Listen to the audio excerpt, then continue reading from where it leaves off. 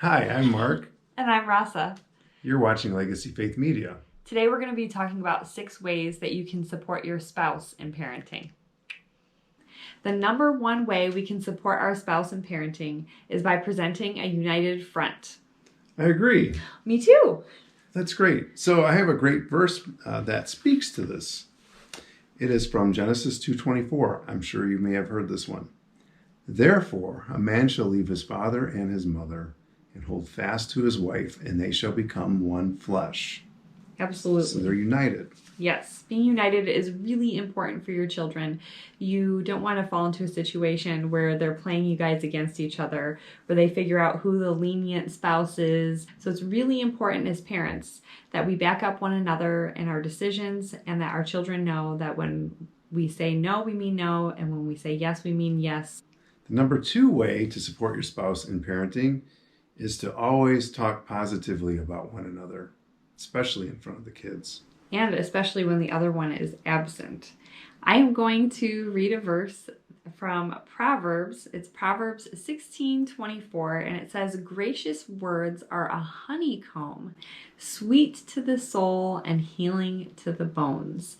It is really important for our children to hear us speaking sweet words about our spouse in front of each other and when we're not present. I've always appreciated when I'm working long hours. There's been times when I've been deployed, and her attitude towards me and towards the children has always been to tell them, hey, isn't it great that Daddy cares so much about us, that he's working so hard? Isn't it great that he would defend our country? Things like that really endear me to the children, and it's been so helpful for our relationship. The number 3 way to support your spouse in parenting is to find activities to do together. Genesis 2:18 says, "Then the Lord God said, 'It is not good that the man should be alone. I will make him a helper fit for him.'" It is so important to recognize that when God created Adam, that he said it's not good that he's alone. He needs a helper. And so I find that when we are working together as a team, it really reinforces and supports our relationship, which in turn lets the kids know, hey, mom and dad prioritize their marriage and their relationship, and it gives them that stable foundation in their home. So think of activities that you can do together as a couple. You might have seen our video about working out for the Army Combat Fitness Test. If you haven't, that's a great video where we where we work together. Another idea would be maybe make YouTube videos and post them on the internet. I don't know. That's a great idea. The possibilities are endless. I love that idea. The 4th way that we can support our spouse in parenting is by finding ways to serve one another. Yeah, Galatians 6:9 says, "For let us not grow weary of doing good, for in due season we will reap if we do not give up."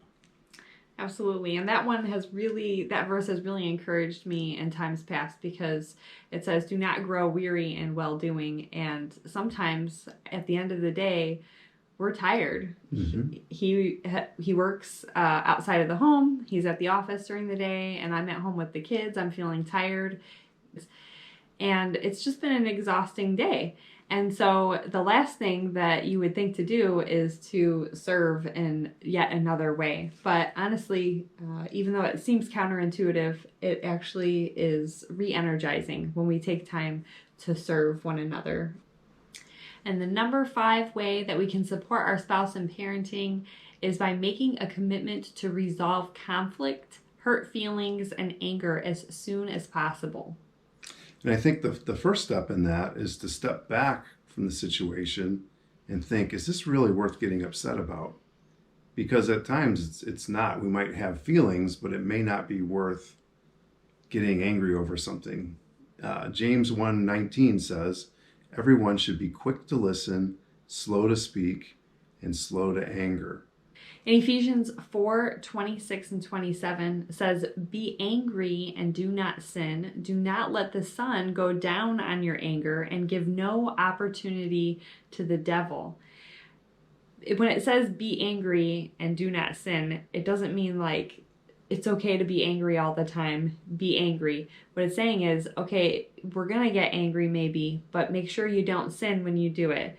And then definitely don't let the sun go down on your anger, because this is unresolved conflict, and it's like a seed sowing, right? Where if you're sowing more seeds of conflict and resentment, and there's no resolution or healing in that relationship, it just builds up, and it's really unhealthy. So, and then it says, and give no opportunity to the devil.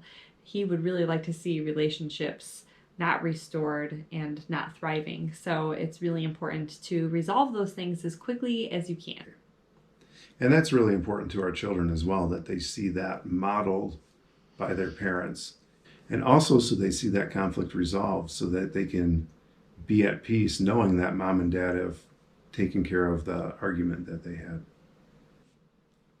And the number 6 way to support your spouse in parenting is to make sure that you're reading your Bible and praying, both individually and as a couple.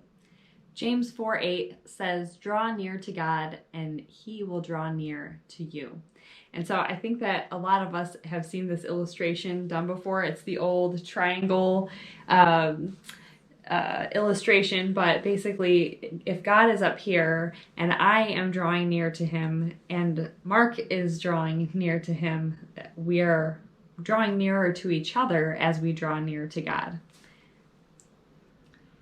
Again, you're watching Legacy Faith Media, where it's our hope to encourage you to have a strong relationship with the Lord and with each other, leaving a legacy of faith behind for our children and future generations. If you liked this video and found it helpful, please click the like button below and consider subscribing to our channel.